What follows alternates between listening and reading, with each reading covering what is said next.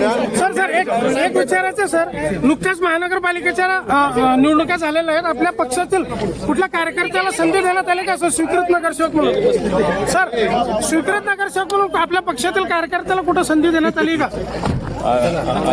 स्वीकृत म्हणून अनेक ठिकाणी संधी मिळणार आहे. केंद्रीय मंत्री रामदासजी आठवले सर हे धाराशिव जिल्ह्यातील उमरगा शहराला आज त्यांनी धावती भेट दिलेली आहे. विशेष करून उमरगा शहरातील त्यांचे एक एकनिष्ठ कार्यकर्ते समजले जाणारे RPIचे कैलासवासी सुभाषजी सोनकांबळे यांच्या वर्षश्राद्धाच्या निमित्तानं त्यांनी आज त्यांच्या स्वगृही सुभाषजी सोनकांबळे यांच्या घराला भेट देऊन सांत्वनपर त्यांच्या कुटुंबियाशी संवाद साधला.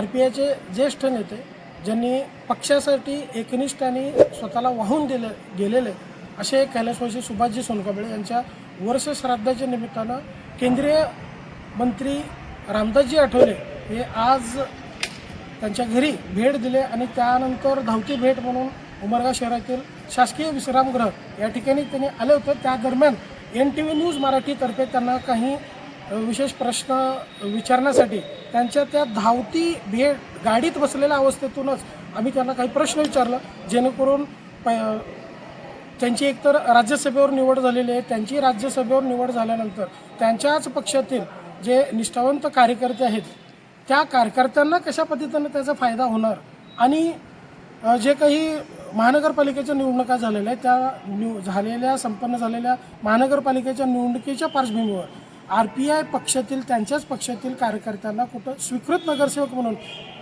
निवड झालेली आहे किंवा होणार आहे याबाबत आम्ही त्यांना विचारणा केला असं त्यांनी. सर, नुकत्याच महानगरपालिकेच्या निवडणुका झालेल्या आहेत. आपल्या पक्षातील कुठल्या कार्यकर्त्याला संधी देण्यात आली का सर, स्वीकृत नगरसेवक म्हणून? सर, स्वीकृत नगरसेवक म्हणून आपल्या पक्षातील कार्यकर्त्याला कुठं संधी देण्यात आली का? स्वीकृत म्हणून अनेक ठिकाणी संधी मिळणार आहे. अनेक ठिकाणी आपल्याला मिळेल संधी. मुंबईला मिळणार आहे, पुण्यामध्ये मिळणार आहे, अनेक ठिकाणी मिळणार आहे. बरं सर, आपण आता राज्यसभेवर निवड झालेली आपलं अभिनंदन, पण या माध्यमातून आपल्या कार्यकर्त्यांना तळागाळामध्ये कार्य करणारा कार्यकर्त्याला काय फायदा होईल का सर? कार्यकर्त्यांना फायदा होणार आहे, कारण आता मी केंद्राच्या मंत्रिमंडळात असल्यामुळे देशभर पक्ष वाढलेला आहे. महाराष्ट्रामध्ये त्याचा फायदा नक्की होणार आहे आणि आता कार्यकर्त्यांनी त्यांच्यासारखं ऍक्टिव्ह व्हावं त्यासाठी माझा प्रयत्न सुरू आहे, पक्ष बांधणी सुरू आहे आणि पुढच्या काळामध्ये मात्र आपल्याला अन्याय होणार नाही याची काळजी आम्ही घेण्याचा प्रयत्न करणार. सर, पक्ष बळकटीसाठी व्याप्ती संदर्भात आणि आपल्या पक्षातील कार्यकर्त्यांना न्याय देण्यासाठी त्यांनी एक स्पष्ट भूमिका या ठिकाणी व्यक्त केलेली आहे. NTV न्यूज मराठीसाठी मी सचिन बेदरे, उमरगा, धाराशिव.